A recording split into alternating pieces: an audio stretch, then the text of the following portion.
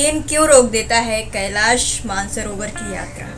कैलाश मानसरोवर जो कि हिंदू धर्म का बहुत ही पवित्र, कह लीजिए भगवान भोलेनाथ का एक ऐसा जिसे घर माना जाता है, ओम कैलाश पर्वत तीर्थ स्थल है।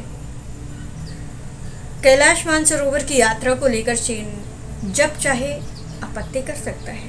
आमतौर पर ये माना जाता है कि कैलाश मानसरोवर एक भारतीय तीर्थ स्थल है, लेकिन क्या आप जानते हैं कि चीन की सीमा में प्रवेश करना होता है अगर आप कैलाश मानसरोवर जाना चाहते हैं, ओम पर्वत जाना चाहते हैं, कैलाश की यात्रा करना चाहते हैं। चीन जब चाहे भारतीय तीर्थयात्रियों का रास्ता रोक सकता है और परमिट कैंसिल कर सकता है।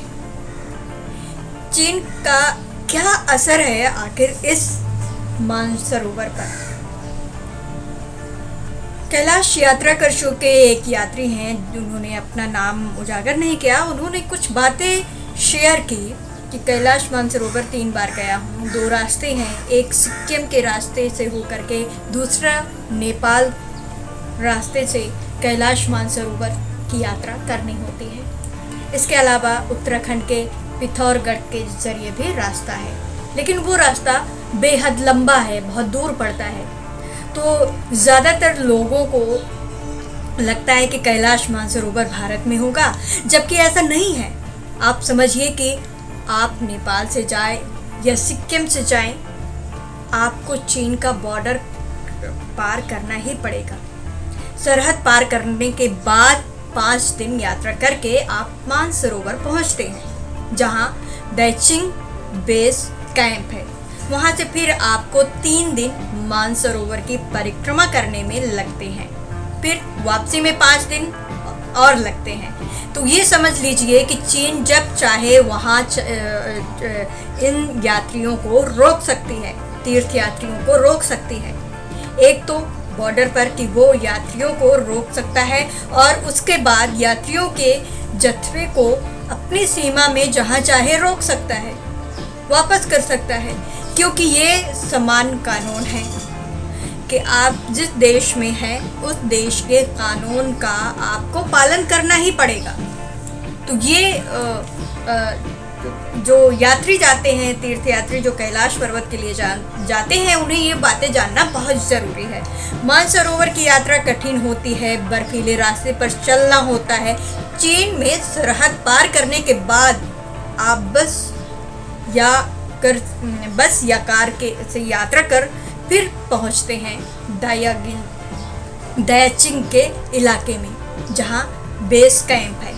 कई बार चीनी अधिकारी आपको मानसरोवर झील के पास कैंप करने से भी रोक देते हैं और कहते हैं कि कैंपिंग नहीं की जा सकती अभी। तो ये सब उनके अधिकार क्षेत्र में है। वो मौसम खराब होने की बात कहकर भी यात्रा को बाधित कर सकते हैं। चीन और भारत में इस यात्रा को लेकर के संबंध सहज रहे हैं, लेकिन कई बार दोनों देशों के संबंधों का असर इस यात्रा में यात्रियों को भुगतना पड़ा है या देखने को मिलता है। तो इस तरह से मतलब जब भी कैलाश यात्रा करना चाहते हैं तो हमें ये समझना होगा कि हमें कहीं ना कहीं चाहे हम किसी भी रास्ते से जाएं, पर वो चीन का जो बॉर्डर है, चीन से ही जाना पड़ेगा। तो जो तीर्थ जो हमारा जो सबसे बड़ा पवित्र तीर्थ स्थल कैलाश पर्वत है, ओम पर्वत है, जहाँ भगवान शिव निवास करते हैं। बस अगर सबसे बड़ी जो अड़चन आती है कि जब भी चाहे चीन इस यात्रा में जिस हिसाब से चाहे वो बाधित कर सकता है, और कई बार हमारे जो तीर्थयात्री हैं उन्हें इस चीज़ को कई बार इनका सामना करना पड़ता है।